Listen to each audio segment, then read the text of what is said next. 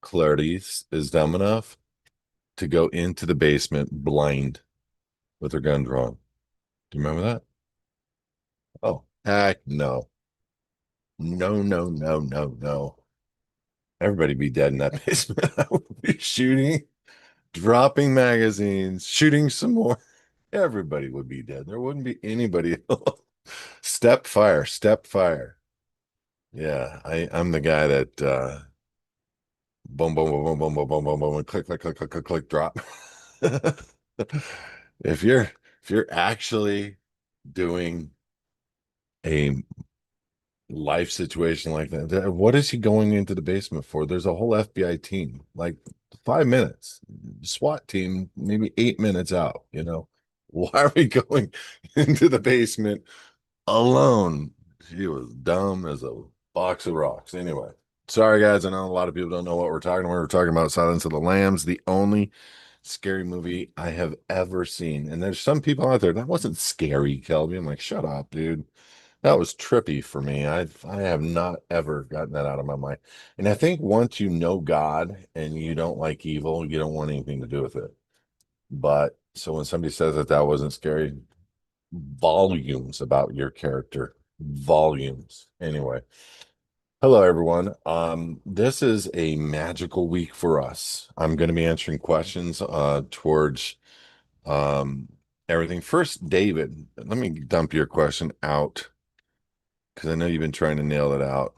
As state citizens, we desperately need a letter for a personal bank account corrected the record for the initial application. David, why do you have a personal bank account? That was my evil eye. I don't know why. Anyway, I don't have one. You stress how important it is many times in the past. You know, I don't know why these guys in the back office don't know what I'm talking about. I'll nail it out. If I don't get it nailed out for you this week, I'll get it nailed out for you next week. Personally, it's a letter that we already have. We've given it out to a ton of people. Why they can't figure this out for you? There's a clash of understandings behind the back office and Mr. David. Anyway, it's all good. We'll get it dialed in. Give me till like Monday or Tuesday, and I'll make available the time. I promise. I promise. Don't think I'm lying to you because I don't lie. Sometimes I stretch my time and like more morph it, warp it a little bit, but I don't lie. But trying to make things work in my schedule, that might look like a little bit of an exaggeration. Anyway, just want to make sure this, I'll be forming an LLC underneath the foundation for payroll purposes. Correct. I can pay my employees through the foundation account. Correct. Also, what does that do for tax implications? Do I just have an accountant huddle? So if it were me, what I would do on an LLC is I would pay everything through the LLC. For the employees that don't want to get paid through the LLC, I'd contract with them directly to be paid through the foundation. And I just work that through the foundation. Also, what does it do for tax implications? Well, the LLC has a tax implication no matter what. You're going to have to file a return and figure that out. Anything that you're giving towards the foundation is a deduction or a donation. Do I just have an account and handle the payroll and deduct all the taxes that were supposed to come out via payroll? Yes, if you're doing payroll through the LLC, because you can't get around whatever is required for a corporation. No need to file a tax return on the LLC at the end of the year. If the LLC, so this is one of the things you need to talk to your accountant about. If the foundation, this is what people, an enrolled agent, which is ex-IRS, have told me regarding a disregarded entity. If the foundation is the primary sole member of an LLC, the LLC becomes a disregarded entity, and then hence, yes, you would not have to file a return. You may want to discuss that with your CPA or accountant after they've reviewed the disregarded entity as it relates to the primary member being a functional private foundation. Okay, great. Next question. Do I fill this out? What's this? And send it back, or what regarding tax exempt on the house? And if so, do I do the same for all the other properties? Okay. So every county has a different requirement to become tax exempt. And there's tricks and there's layers of tricks. So if you got your deeds through us, um, we support you in the fact that we will help you. Obviously, you're a VIP member, but we support you in the fact that, and we help you in the area of understanding. There's no, please know this. It's six different ways to accomplish the same thing in this thing, in this way. Two specific ones, but yeah, you can slice this 100 different ways. This pie is big. Every pie is different, the color and taste, and I mean by the county recorder being the pie. They have a different set of rules. Some of them have you fill out a tricky form that tries to get you to register. Some of them make the form so that if you don't meet any of the criterias on the form, that you're acknowledging in advance that you are not tax exempt and you're agreeing to that. They're you got to look at all their forms as if they're there for the purposes of tricking you. And that's a factual statement. I'm not embellishing on an opinion about any governmental franchise. It's just a fact. So it's no different than the DS-11 form. This book specifically talks about state citizenship. Where is that application on the DS-11 for a passport? Where is state citizen as one of the elections on the DS-11 form for the passport? This is why they have added right there in the oath of office that if you're making any changes to this document or adding anything, or if you don't agree to something, you got to fill out an explanatory statement and attach it to the DS-11. So regarding your tax, people are they think that just because you put a home in the name of a private foundation, the foundation is tax exempt by nature. If you put your home in a 501c3, which is an IRS approved corporation for nonprofit, even then your home isn't automatically considered tax exempt. You would have to fill out some paperwork or form. So we just suggest to people fill it out, run it by us first, and we'll tell you what we think and tell you what to do as much as possible, and with whatever information that we have on that county recorder to help guide you. And yes, people have become successful at getting their property off tax rolls with the county recorder. The county recorders fight back all the way. They don't want you to think that you are a tax exempt organization. They want you to pay taxes. Why? Because that's money, and they are the Cosa Nostra, known as the county recorder. And they want you to think that they're good, wholesome, righteous people. And they are, in fact, taking every asset of Americans and taking the recording element of them and actually registering them, putting them on 32-pound watermark banknote paper and monetizing the crap out of your life's work, your equivalent, and you're giving it over. You're giving over a deed because you're not even signing on the deed as an acceptance of the deed. And not just that, but the deed itself is written in a form and fact that you don't own the property or land, if you will. And you're vesting yourself as a joint tenant or tenant in common. You're giving over your children, you're giving over your car, you're giving over everything. So when I say La Cosa Nostra, I say mafia, the state public franchises under the federal corporate United States are the biggest gang, deceitful, unrighteous gang in the world, knowing that people are not getting loans and allowing for the courts and non-courts through bar carded members steal the land of people that invested in their homes and maybe couldn't make a payment for a few months instead of figuring out how to truly help people. It's always that way. So I'm saying this, that every county recorder is different. You've got to not apply, you got to utilize the forms that they have and come in with a nether document that outlines who you are in fact. Do not sign their form if their form is giving consent for certain things on taxation or giving consent on certain things of you giving you realizing that you agree to these terms when you don't need to agree to anything. It should just be a Q&A that you decline to answer, and then you can sign it if that's all it is and submit it. And then you can have the good fight of you becoming tax exempt because they're trying to qualify whether you hold church at your house, but they don't do that for a entity like a 501(c)(3) that owns that property where a pastor lives in that property. They don't do that.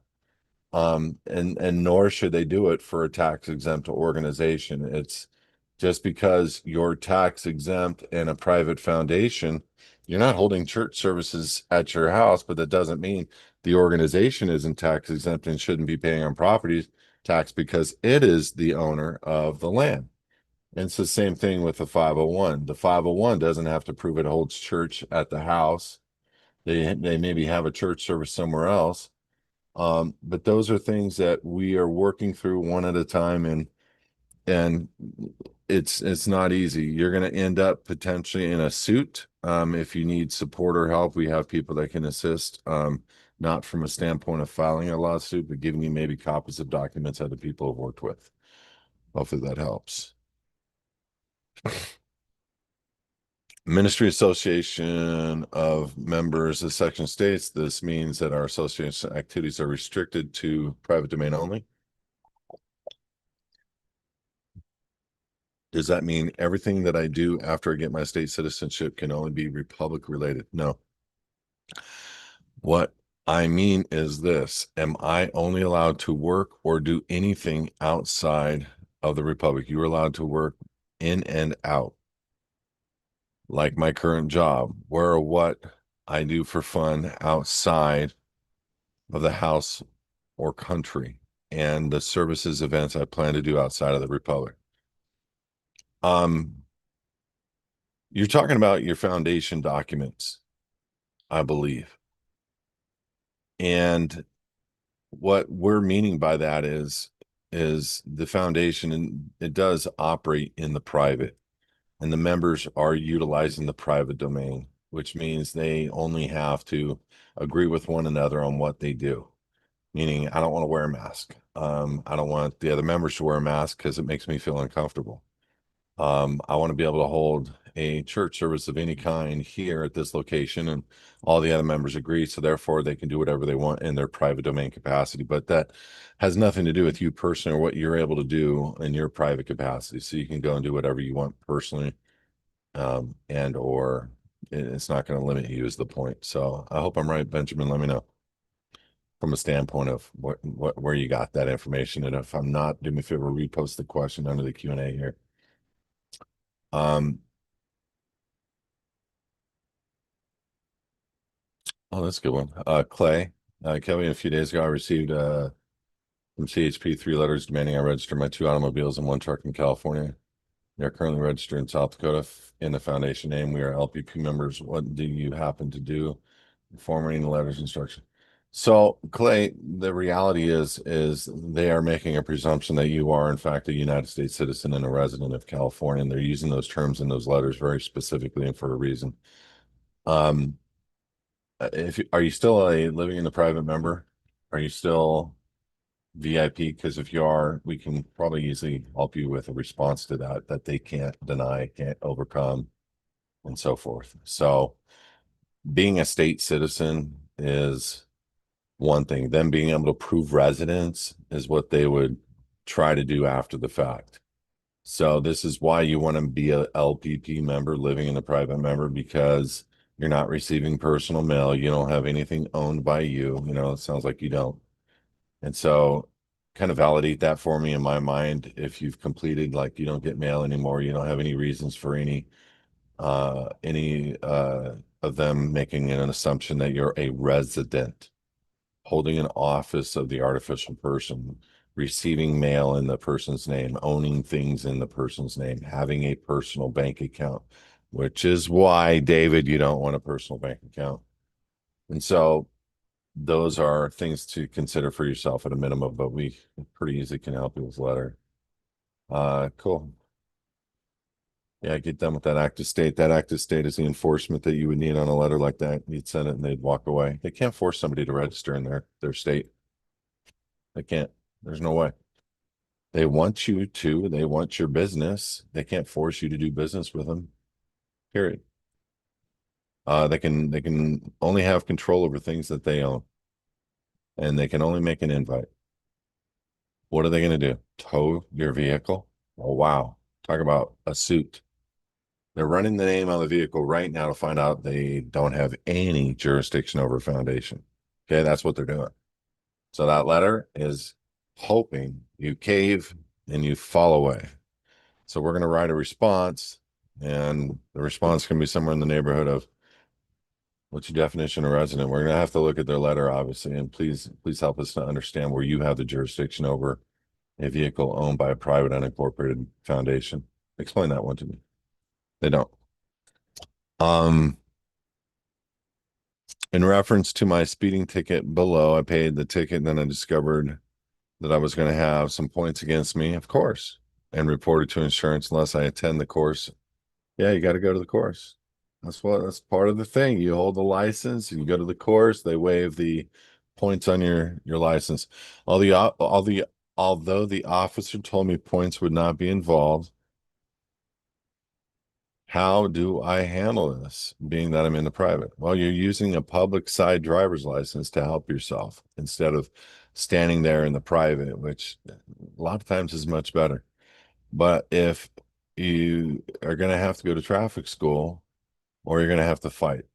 And that's the benefit of not getting hassled by the La Cosa Nostra on the side of the road who wants to commercially ticket people for something honestly that they don't really need. But there's that loose issue. What do you do with people that get 25 502s? You know what I mean? It's like, how do you deal with people that don't respect other people or their property?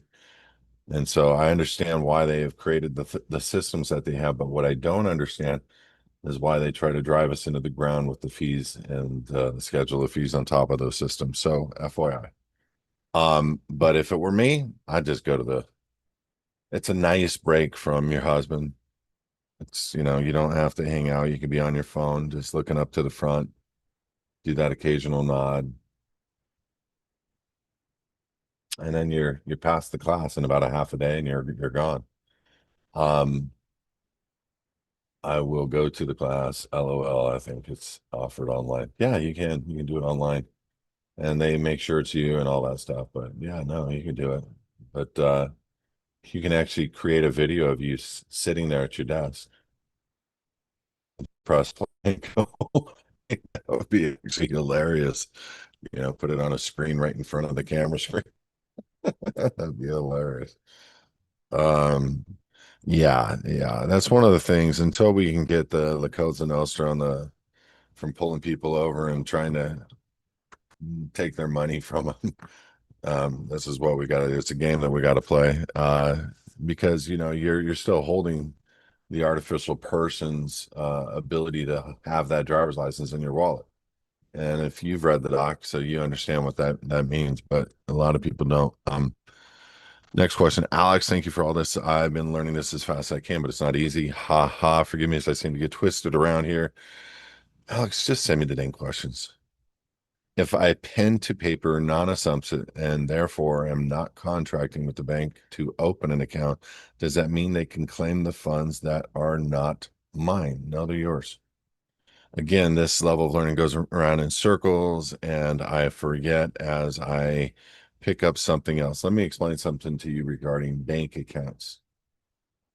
Whether you are a person or a corporation, when you deposit money to a bank, you've agreed on the signature agreement that when the bank, and all you got to do is read the little fat pages of disclosures and maybe when and if the bank becomes insolvent, bankrupt, your money gets converted to stock equivalent and you become a party to the bankruptcy.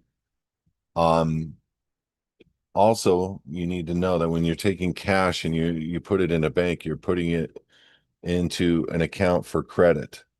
And so you no longer have cash. So get that out of your mind. Like you've got something when you give it to a bank. You don't. Just like you don't have something when you give it to a county recorder. You don't. So that's why I call them the La Cosa Nostras because they've created these systems and structures to benefit only them. None of it benefits us. So I don't leave money in banks. I try to leave very much minimum to get bills paid, to get whatever. I have been telling people for 5 or 6 years, cash out of your retirements ASAP. Doesn't matter whether you feel like you're going to have 20% per annum per year of a rate of return on your retirement accounts. That does not matter. It's not in fact the case. Let's say you were. Well, in the last year and a half to 2 years, the dollar has declined by at least 20 to 25%, at least. And anybody that says, oh no, that's bull crap, it's not bull crap because all you got to do is vest it against how gold has gone up. Gold is gold. You can't make more value out of something. It's the dollar equivalent to the element that can never change. The element of gold can never change. Its value is constant. It is only going to go up or down based on the dollar going up or down. So if gold has doubled in the last year and a half, that means the dollar has gone down by 50% minimum, all the way to 100%, depending on who you talk to, which would make it useless. But the bottom line, if gold was at 2,000 and the dollar was a dollar, and gold gets to 4,000, you're talking about the dollar now taking a 50% hit all the way across the board. Think about that for a sec. Theoretically, if the representation of gold was at 2,000 bucks and you added another 2,000, now you're talking about the representation being 4,000 for an ounce of gold. That's a 50% loss in the value of the dollar. Period. I don't care who you talk to. Some people say it's 100%, but the reality is, do you want to keep money in a retirement account? No. Do you want to keep money in a bank account? No. How do you mitigate this? Well, you got to play it out in the area of what the big investors are doing. I was talking to the VIP members this morning. What is everybody doing when it comes time when the stock market's crashed in 29? What is Berkshire Hathaway doing right now? He's 300 billion in cash. They do cash, they do gold, and they divest into options that hedge against the downward spiral. Like there's a lot of funds out there, and I'll give you an example when I'm blanking right now. Those are the three things that they do. FAZ, F-A-Z. That's a fund that hedges against the downward spiral. And if you would have done that in 2008, invested in FAZ, you could have made a ripping because the stock went from like $17 all the way to 250,000 something per share. It was ridiculous. But the bottom line is because that was a crash. Well, we're entering in a crash again. So what do these guys do? They invest in things that go against the downward spiral. They have bets placed on a downward spiral. It's nothing different than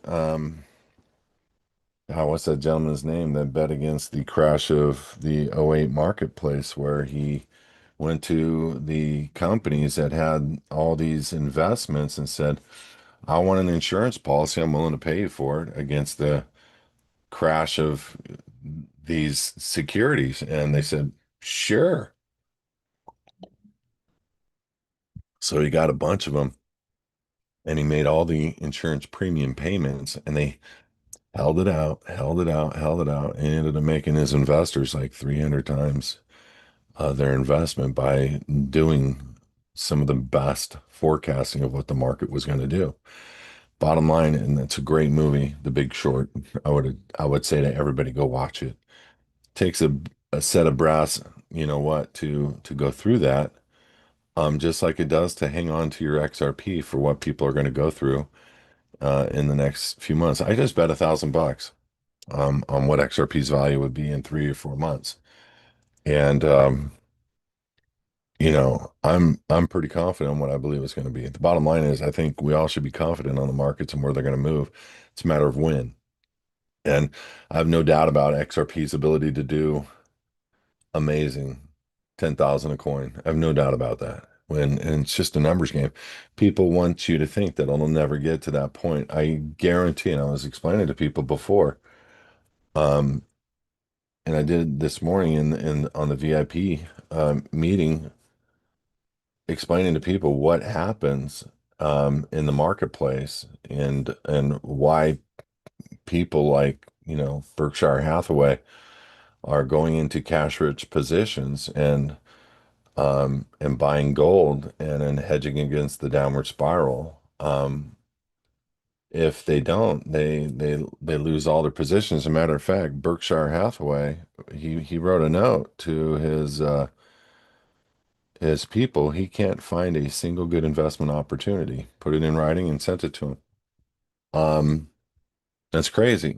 And this is a guy who was heavily against crypto, and now they're all a part of the crypto game because they all get it. And now that crypto is regulated, or going to be regulated by, I think by the end of December, um, I think that we are going to be in a major difference and position being a crypto holder in these ISO coins and the like. I think if you have Bitcoin, you're going to make some money and then you're going to lose it all. I explained it in today why I believe that. Um, and I'm very, very sure of that. And the reason is because, and I'll be quick with this. Trump came out hardcore with XRP in the beginning. Within a day or two, they shut him up. They said, you can't pump XRP. We don't have enough of it. Banks are running, the exchanges are running low on XRP. Okay. They're not just issuing XRP from the escrow accounts. There's a purpose for the escrow accounts with Ripple.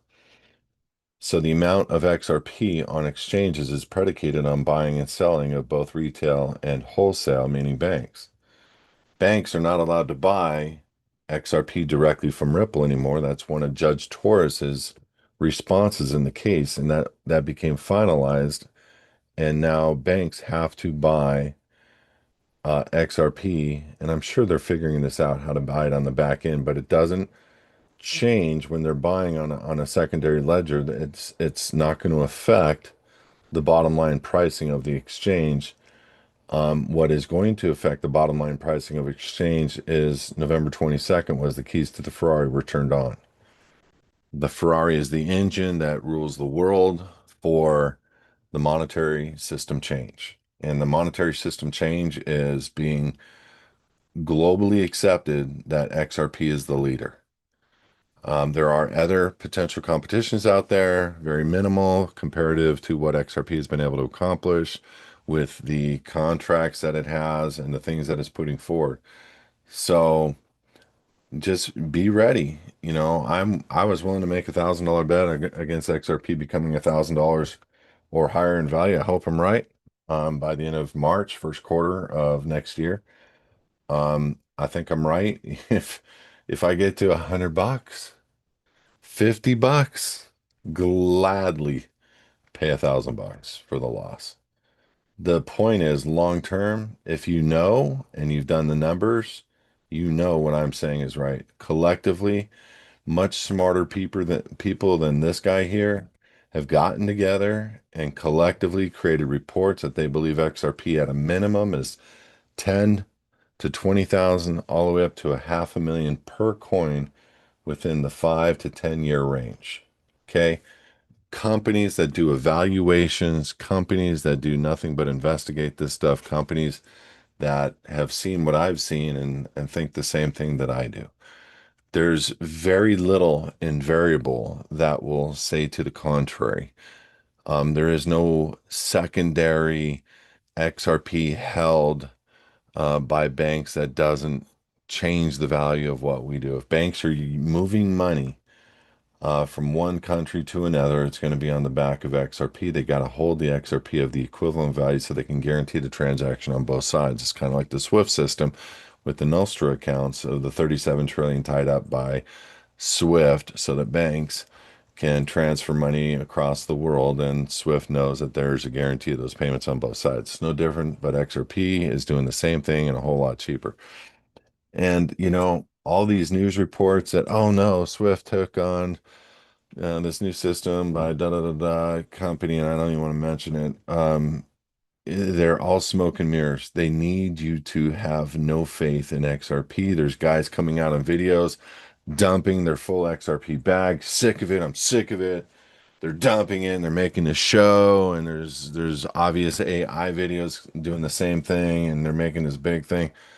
You know, when you start seeing all those videos and you see the government, Trump, we all know he's got a big fat mouth, okay? And you see him promoting the crap out of XRP. And then Brad Garlinghouse visited him several times. Well, all you got to do is look at the bills that are being signed, the bills that are about to be signed, and when you start to understand what they brought forward, scary.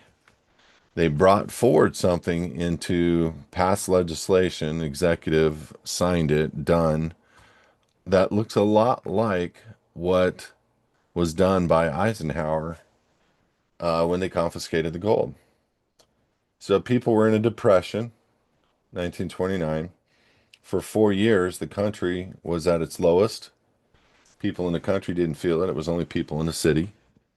People in the city had a hard life, quote unquote, selling off everything. It wasn't the ability to make a lot of money. Well, they wanted to get the gold. They said all U.S. citizens must sell your gold. There became the legislation that came forward about gold confiscation, and they said it was illegal to own more than 4 ounces of gold. If you were to go back in time and look, you will see that there wasn't prosecutions done because they couldn't have done them. And it's kind of like the same thing that they tried doing with the mass and tried doing with the mandatory sidearm injections.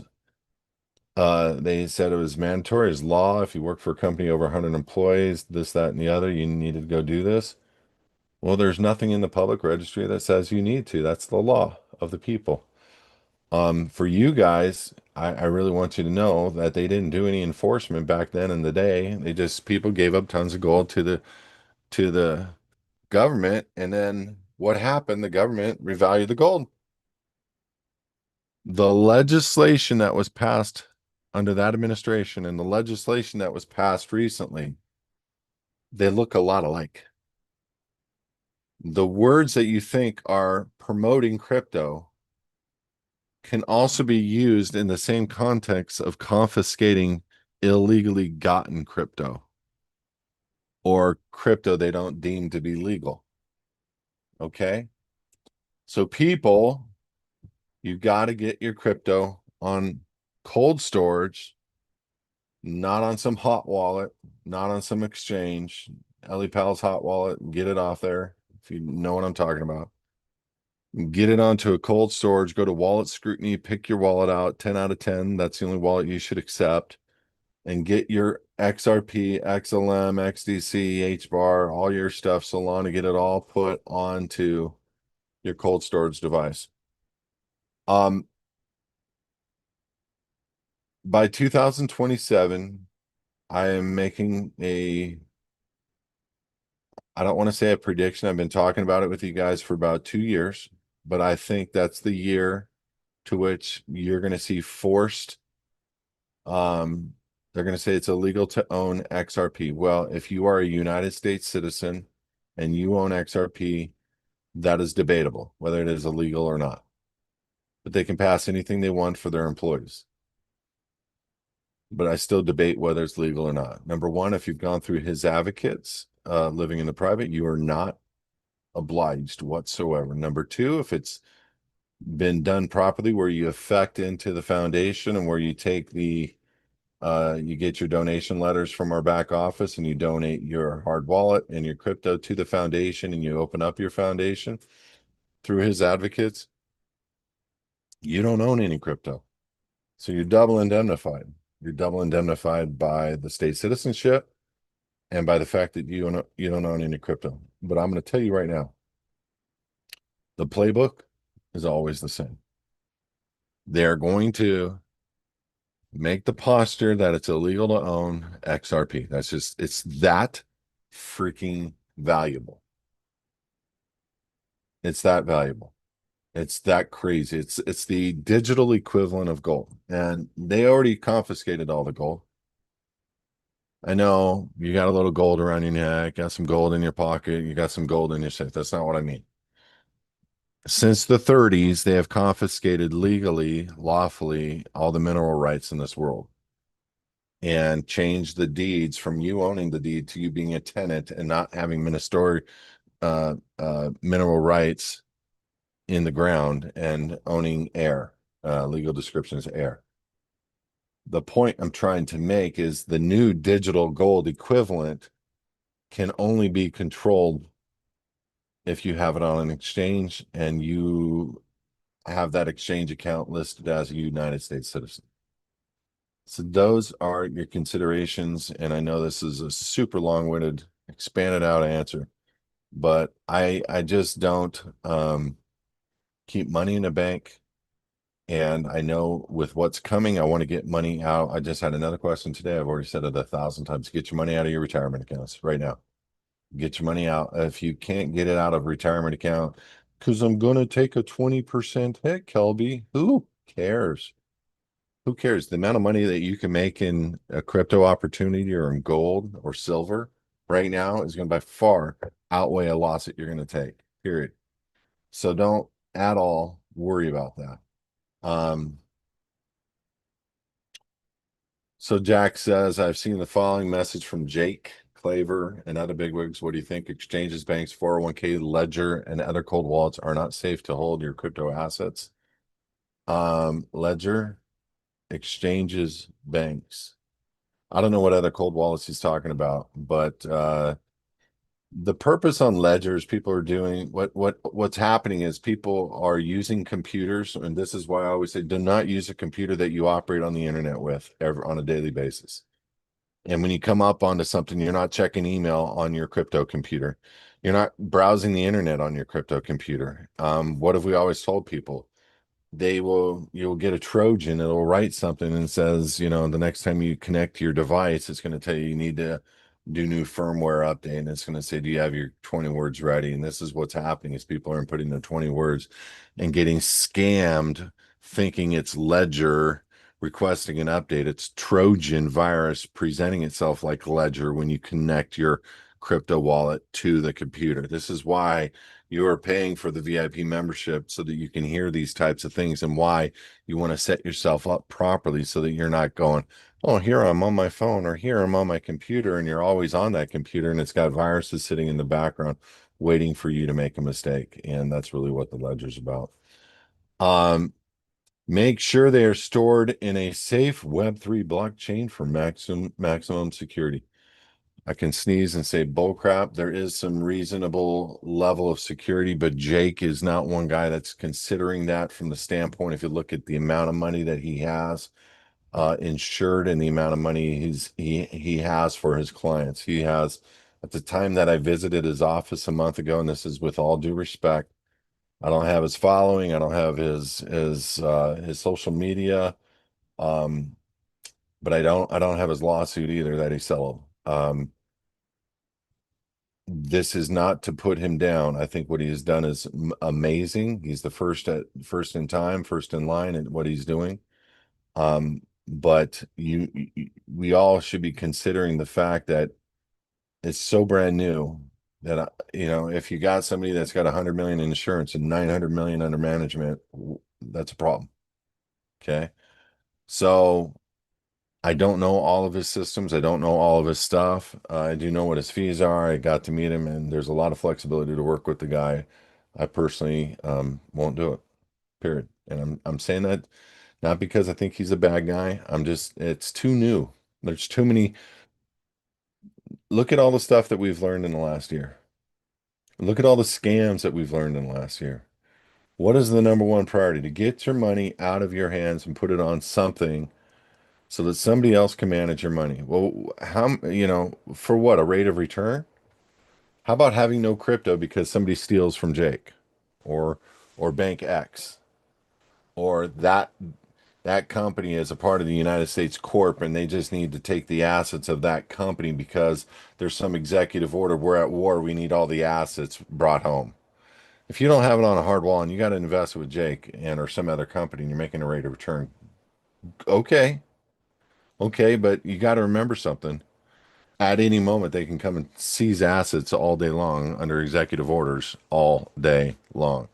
And if the United States is in bankruptcy, which we know it is, and we're getting to that point in the next couple of years where confiscation is going to take place, I don't want my XRP. I don't think I'm going to be making moves on XRP from a standpoint of having somebody else hold it to give me a rate of return. I think I'm probably going to end up selling a good chunk when it gets to certain levels, and then hopefully find a situation down the road post 2030 that allows for me to make a rate of return. I think there's a lot, by the way, Jake, super nice guy. I flew out to Texas, got to meet him. I just, it's not because of him directly. He did have a lawsuit that he settled out. I don't understand. I know that people get sued all the time. I've been sued in the past for faxing people 25 years ago, and it's a nasty thing to go through, a lawsuit. Typically, when you settle out a lawsuit, there's some admittance of guilt there, and it's also you got to look at the fact that it's going to cost you 100 grand to defend at a minimum. So Jake went through that, so I've got to mitigate. I got to at least tell my members that I flew out, went face to face with the guy, super neat guy. Let him explain the lawsuit to you, but when it comes to the bigger app plays right now, they are trying to get XRP out of everybody's hands. And you're watching the 19.3 billion get stolen a month ago, um, shorting everybody out, locking everybody out of their accounts, only letting the whales move the money. They sold off huge, dramatic. The market slammed, went down to 70 cents on one or two exchanges, and all the little people were not able to sell and remove their holdings. And then it instantly went back up, and they bought it all back up at the lower rates, blowing everybody out in short positions. And people lost $19.3 billion. Now that's a lot of retail. That's a lot of retail money. And you just watched it again this last week. They keep doing it. They're going to keep doing it.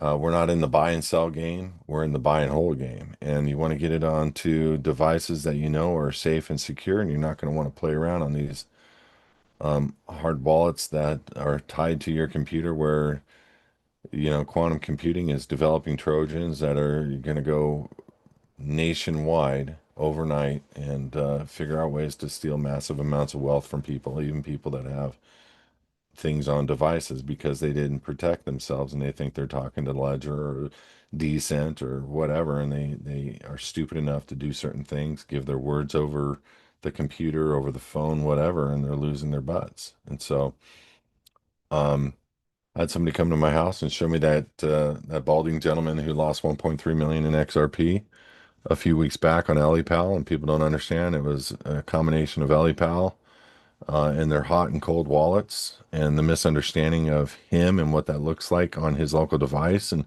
he had his money on the equivalent of what would be an exchange, whereas easily able to be seen and where his keys were left as a party to, and they were able to grab the keys and steal the money and then mix it up and send it out to thousands of wallets and make it hard to find. Um, Look, crypto is scary. Crypto is scary. If there's so many people that are on this ride that you have to do the safest and most secure things for you. I have dates in mind and time which are correlating with value of crypto that I'm okay with accepting the loss of missing, fear of missing out of what it could be in the future. I'm willing to accept and sell and move on. I'm just not willing to leave money on a hard wallet. I'm not willing to put money on a wallet that I connect to a computer that I use on a regular basis. I'm not willing to have that wallet information on my phone. I'm not willing to um, follow a pattern of stupidity when the screen says something that I feel uncomfortable with.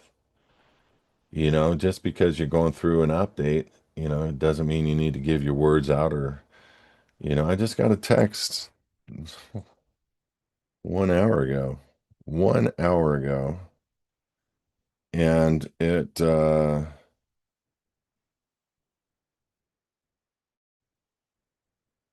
looking forward to read it to you.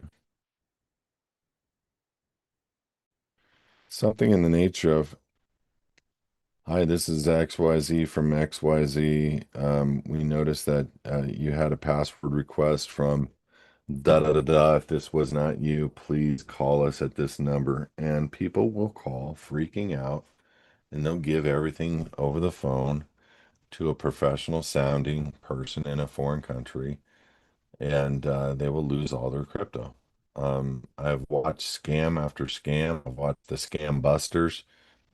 Look, guys, they would not build these cold storage devices for the super elite because that's really what it's about. They had to create a system that all of those bankers can trust. That's quite literally what it is. There's all these banking families at the very top, and then they got a committee of 300, and then they got an enforcement arm of 10,000. And those 10,000 guys control everything in the world. That's my understanding. I've not seen that on paper. I've seen many videos that explain that.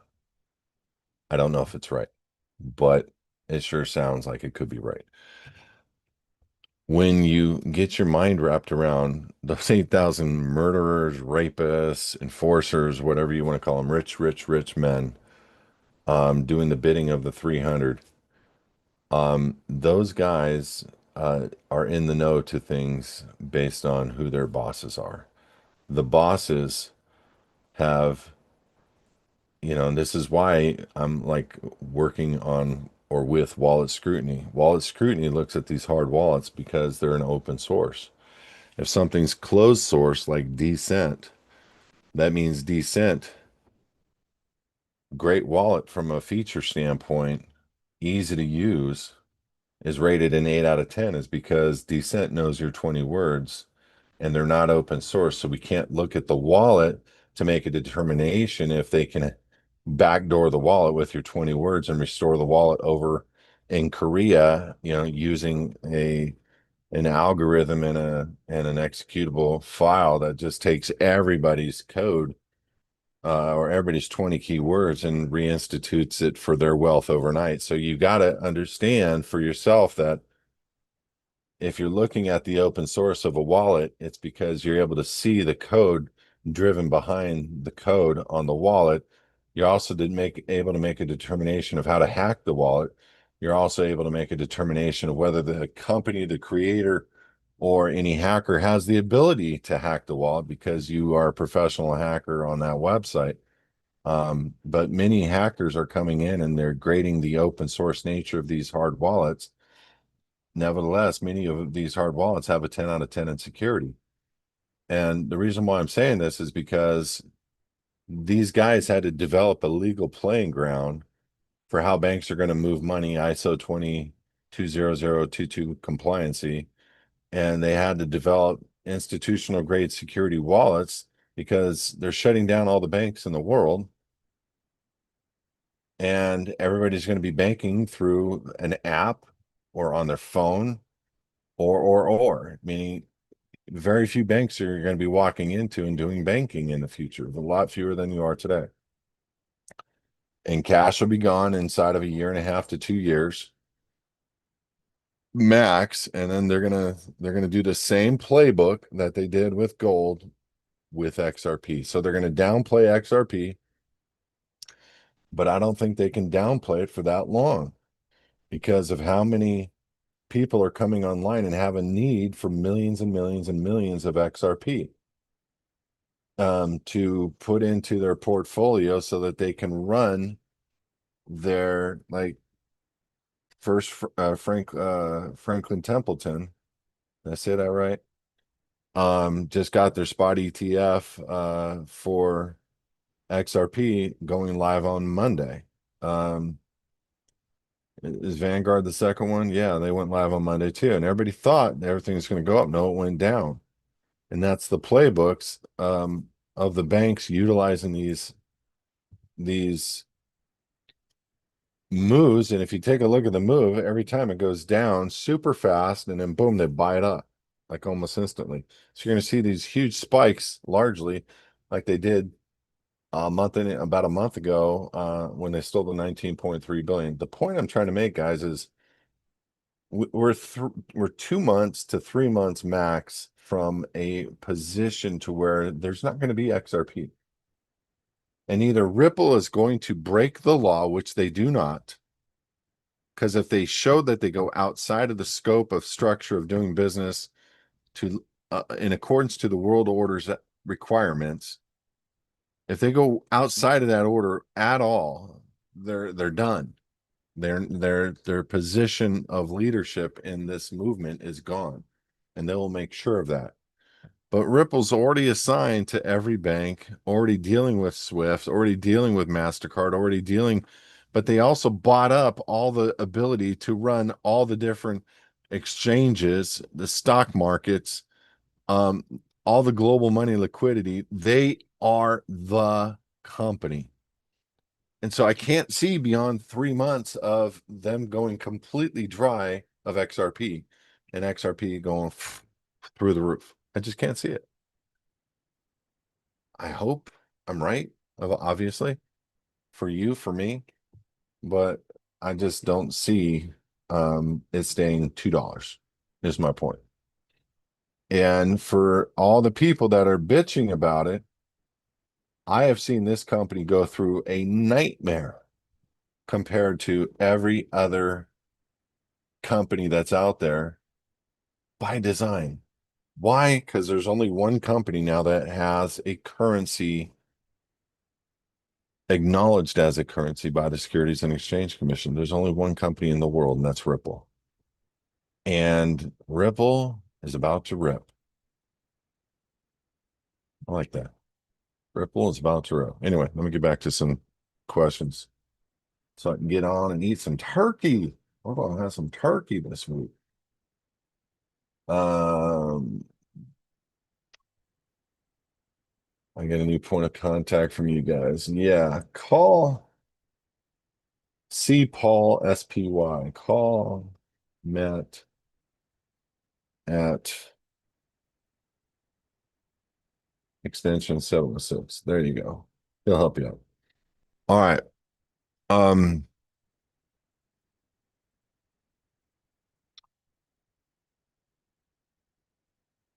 Alex, I have completed the process and filed. What process? LPP? Still file every year, I guess, because I work. Oh, IRS. I completed the LPP process in 2024, so that's why I'm asking if there's any rebuttal paperwork for this letter they sent, the corp name. Kelby still says we need to file if the corp name has a job, and my W-4 was okay. So if you have a new W-4 where you are exempt on the W-4 or W-4T or W-8BEN, Jason, it's a little complex, only in that you should file, but show yourself as exempt and ask them if they know anything to the contrary, being that you are, in fact, a state citizen operating the office of the person for. We have a letter for that. But the bottom line is you as a state citizen do not have an obligation to file a return.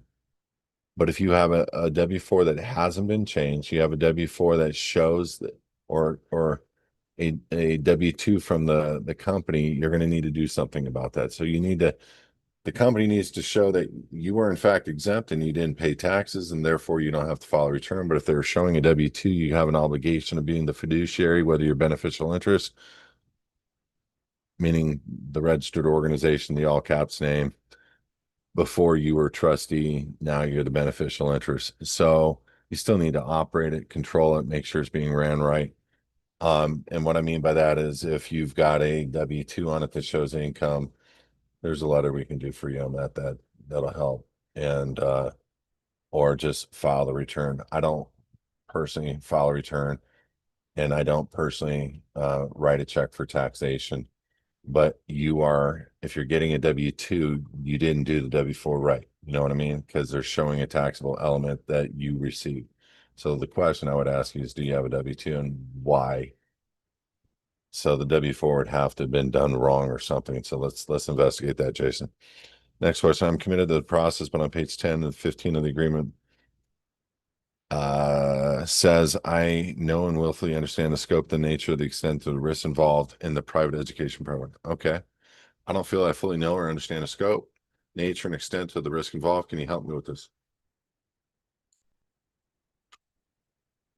I do know that there are risks, but not fully. Okay. Since we've been doing this, we've helped a lot of people. Right now, I'm going to guess we have over 700 people in the LPP process. We've probably in the passport element of helping people for free and helping people paid 30 plus thousand, I'm guessing, for the passport process. I have not seen a person have an issue with becoming a state citizen. When you understand what is in this book, what does it mean to be an American? What you're doing is lawful. I have seen people do lawful things and have an attorney general go after them for mail fraud, something very easy to nail somebody on, not for going through living in a private, not for being a state citizen, just other things. I've seen attorney generals that can't prove something over here. They go to a blanket wire fraud. They go to a blanket mail fraud. And that blanket is really what I'm talking about. I can't control tens of thousands of attorney generals and what they write. And so I have to do an inherent blanket at risk statement. Now, that what does that do? It covers HISadvocates' ability to do what we do, and it also gives you a disclosure to look into this a little bit further. But at the same time, we have not had one person have a door knock ever be arrested for going through our process or for filing paperwork to be a state citizen. Just it doesn't happen. And so can somebody do something stupid and claim something that they shouldn't? Yeah. Can a district attorney file something against you and say that you're this sovereign citizen and you try to skirt taxes? Not really with the way that we do it, but I'm still going to make the disclaimer. Again, not one person has been affected. And with that, you just gotta know that our heart is to give full disclosure to people so that they can mitigate um what they're gonna do and when they're gonna do it. Hold on, we got it dark right now.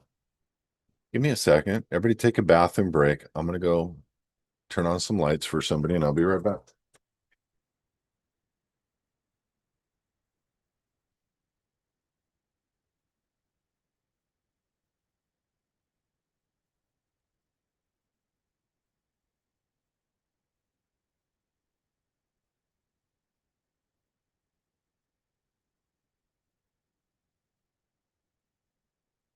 All righty then. All right. Time to cut it off. Let's go. All right. Second question. I know that we to be, but now let's just stay there for a sec. I also want to warn you about the risk of you not becoming a state citizen and the risk of you not becoming a state citizen and remaining a United States citizen is far far, far greater than you becoming a state citizen. What is going to happen to the people is far, far worse than you could ever imagine. And your only protection is if you obey God and come out of her, my people. So the disclosure disclaimer that at least I give you on state citizenship, which is just for disclaimer purposes, is far, far less on a scale of 1 to 100. I would give being a U.S. citizen 100 at risk for losing your wealth, your family, your freedom, 100%. They've already made a determination that if you've taken the rDNA shot, that you are now synthetic cDNA blood, revealing your synthetic DNA is now property of the company you got the injection from. So you, by equivalent, are the patentable property of Pfizer, Moderna, Johnson and Johnson. What is greater, to be free under God, or what is greater, to be under Pfizer, Moderna, Johnson and Johnson, under the big pharma? What's greater? What's the bigger risk? So come on, come out. You're not feeling the risk right now because you're drinking your Coke and Pepsi and eating your popcorn at the movies. You're not seeing what's about to take place in the next several years. It's real. So your risk to stay is far greater than your risk to come out. I know that we are to be state citizens, and it mentions where you were born. I was born in Washington, D.C. How does that affect getting a state citizenship status? I grew up in Maryland.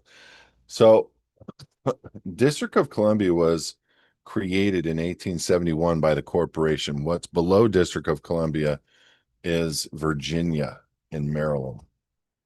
And so, depending on the line to which you were born and what hospital, you would be making allegiance to that state, and you would still become a state citizen of that state. I was a state employee years ago at the University of Maryland. Does this count as a contract? Not if you're an ex-employee. I had a secret clearance about 35 years. I didn't keep it after the contract I was on. Is that a contract issue or non-issue? It's a non-issue. I know that if we get out of the SS, can we get our SS without having an SS anymore? You don't get out of the SS. We don't cancel the SS. We restructure the SS to your benefit and have the money go directly into the foundation that we create for you so you don't lose the benefit. I have an annuity. Will that be able to move into the foundation? No, but you should cash it in and put the money in the foundation, buy crypto gold, buy real assets. Not, I know crypto isn't a real asset, but the ISO coins, in my opinion, are going to be considered real assets in the near future. Take the hit, watch the video beforehand, what I was talking about. Um, Back in the day, Ripple is what drunkards would drink. What does that mean? I don't know what that means. What type of relief are you seeking? Taxation means to stop being taxed by the corporation. Correct. Yes. Status change means to be a state citizen. Correct. Yes. Allegiance change means to be under God instead of a corporation. Correct. Yes. It's actually deeper than that, but yes. Want someone to handle everything, doesn't that mean you all? Yes. How much would that cost? Well, just the cost of the living in the private. We create the docs for you. We give them to you. You have to follow the instructions. And um, there was a time 10 years ago when we wrote that to where people were more involved on the creation side of things. We don't do that anymore. Um, okay. That's it. Let me go to the Q&A here. Greg has a question regarding XRP. I've successfully purchased coins on the exchange and downloaded them to my hard wallet. Close the exchange cap, assuming the XRP thing is a thing. How do you envision those of us will be able to use the coins in the future for everyday commerce? I realize this is a work in progress and we need to be fully studied. Craig, it's a very good and very fair question. I think we don't even understand fully the uses of XRP in the future. I think there will be everything you can consider under the sun created by, for, and through XRP through Ripple. I think they're going to create institutional custody with a rate of return. I think they're going to create a credit card or a debit card, if you will, based on those accounts. It's already there. I think You'll be able to get loans against your crypto with a rate of return that will be pulled from another account that you structurally. Let me give you an example. If you have 100,000 in XRP, it goes to $100 in value. You can take 50% and go get a loan against that at 50, 60%. So if you have $2 million for round numbers, and that's 50% of your net worth, you can go get a loan for $1 million in cash. And now you have a payment right here against that $1 million loan. Well, you're still holding the XRP. You're not letting it go, but you have now $1 million in cash, but you also have a payment. So you can reserve an amount to be paid, or you can take the other 50%, you can stake it.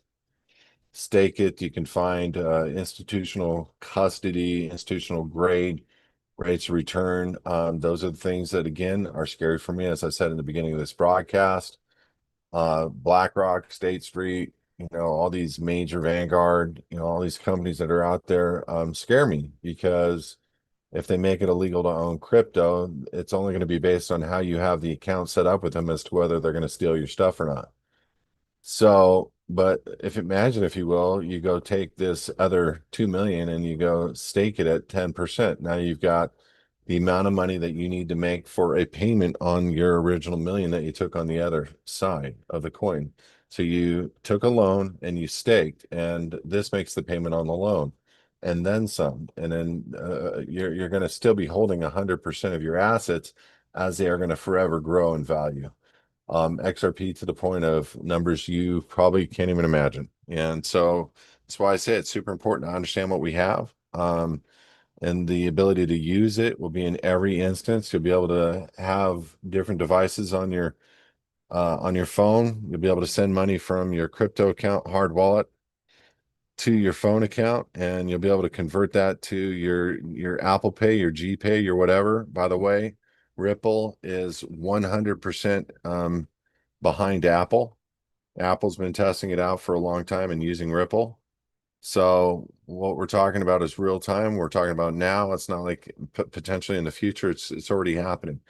So you'll be able to take your phone and put it on the device. It'll hit it, and they'll do whatever they do in the background, and now you have a payment made. And so it is what it is. We're going to figure out all the different applications and all the different use cases in the coming several years, but there's too many to even discuss right now. But Ripple's on the forefront of all of it, meaning their ability to be an equity bridge for banks is 100%, meaning the amount of money that Ripple's maintaining in escrow makes them, when they become a bank, the most powerful bank in the world.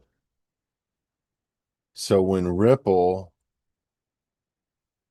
does, like how they're going to work with the United States, it's going to be very interesting to me. Are they going to be a custody holder for the United States and give the United States the Ripple, the donation of the Ripple, or are they going to give like they did in the past, a gold-backed certificate, giving the United States the ability to make an instant revaluation and get the United States out of debt? There's so many different ways that it can play out, but Ripple is going to be the largest financial institution in the world at one time. The way that they've structured this up and who has structured this up is for very much a design purpose for the world order. So just know that that is what Ripple is promoting, pushing, and behind, and we can use it all for the glory of God. And we're also going to be as wise as we can, as smart as we can, with how we approach it. But every single element of being able to loan money, move the money for the stock exchanges, move money for MasterCard and Visa, move money for Swift, is already done in that play, and they're just keeping it all on the down low, purposely, and super important. But the keys were turned on to the Ferrari on November 22nd. Now for the next several months, they're just beefing this up, getting everybody online and getting people used to the new rails. And once people are used to the new rails, they're going to get excited about the low cost of these rails. And they're going to get excited about putting that 37 trillion back in their pockets instead of in these Nostra accounts. and they're going to get excited about moving money from any company to any company real time in milliseconds. They're going to get excited, and all these things are kicking on right now. So it's just a matter of time. Is there such thing as a driver's license in the private? No. But what we are going to do is um, create a set of docs for your review as a VIP member or living in the private member if you do want to get rid of your driver's license on all the case laws that support your ability to drive without a license and some enforcement stuff that you can use for law enforcement if that's the way that you want to go. We do not currently recommend that, but we're going to send out a package to our VIP members at no cost so that you guys can start reviewing these cases for yourself and making yourself intelligent, and so that you can see what options there are for you if you do want to get rid of that driver's license because it's lawful. We are renewing our auto insurance for 2 vehicles. Our foundation is the name on the titles, and it states no secured interest on record. Is that correct? I don't know. You got to show me that. I don't know what you're talking about. Our auto insurance policy has a foundation listed as additional interest. Yeah, that's fine. And me and my hubby listening as the title holders and assigned driver. Well, you're not the title holders, but if it's listed as additional interest, even if they were to write you the check, it doesn't matter. You're going to endorse the check and endorse it over to the foundation if there was an issue on that policy. So you're fine. Let me know if that makes sense to you. Situation, I'm an all cash buyer of a 2021 new build townhouse in Texas. My mission is to have a perfect paperwork and cash buy as soon as possible with due diligence and paperwork and inspection. Concern number one, since Kelby's a townhouse on a platted land. Kelby mentioned to me specifically needing land surveyor. It's not going to work for a townhouse. You can't, with a townhouse, the association owns the land, you own the house. You can do some perfections on the deed. You can put the foundation as the owner. You can do some tax exemption things, but the reality is under those types of environments, the association generally is the one that owns the land. I don't know if that's true for you, but it's generally. How do I confirm with the title company that I absolutely can record my title insurance policy in the name of the private foundation? How do I confirm with them? Just tell them you're the lender, you're the cash lender. You're buying the property outright yourself. So you make instructions to title, and title will give you a deed that they're going to record in the name of the foundation. You're going to have to do an acceptance and give them a copy of the deed that you wish to utilize. You're not going to be able to use meets and bounds on the deed. You're going to use the legal description that they have. But 90% of your deed will be perfected. You're just not going to own the land. Is there a way to say I want my private foundation to be used, recorded my new house title policy?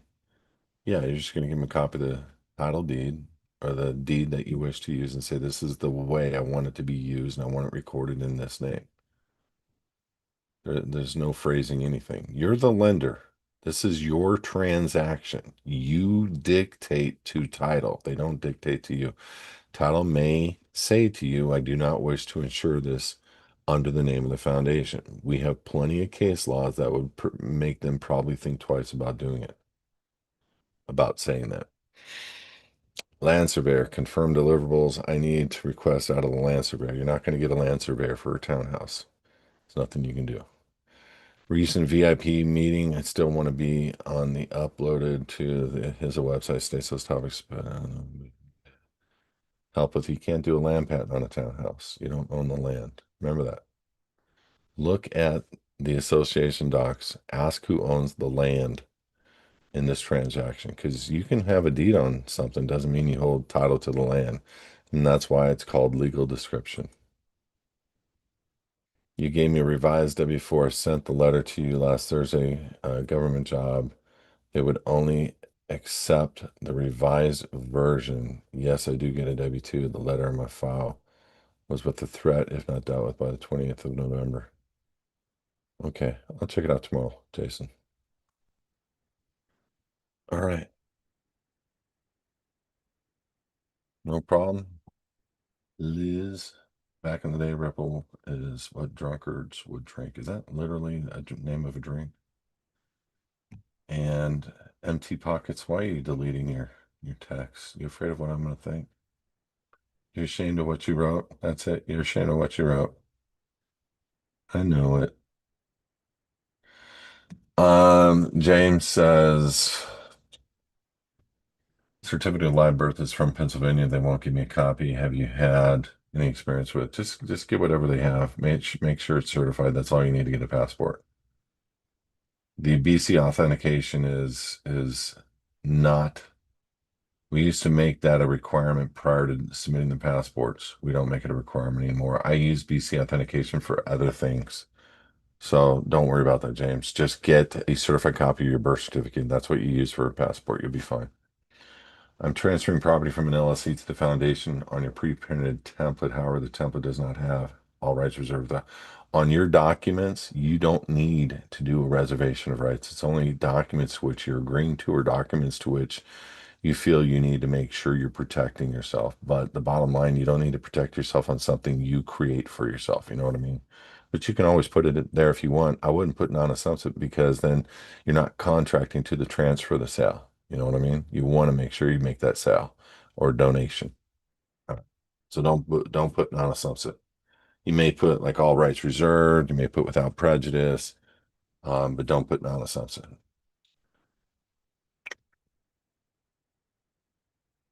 All right, that's it, guys. We are so blessed. No more questions. We are so blessed. Why? Because we have the ability to free speech. I can pray right now in the name of Jesus and pray that you have the protections in your life over you and your family. And I'm not going to have cops come and visit me today. Might be different in the future. You're being arrested for that in the United Kingdom. The United Kingdom. They always show you what they're going to do there before it comes here. They are moving to a digital world. We are blessed. Look, stop. Don't forget what I'm about to say. Anxiety is the same frequency as gratitude. So the more gratitude you have, the less anxiety you're going to feel. Wake up thanking God for your legs, your body, your ability to breathe. Thank God for your food, everything. Be grateful.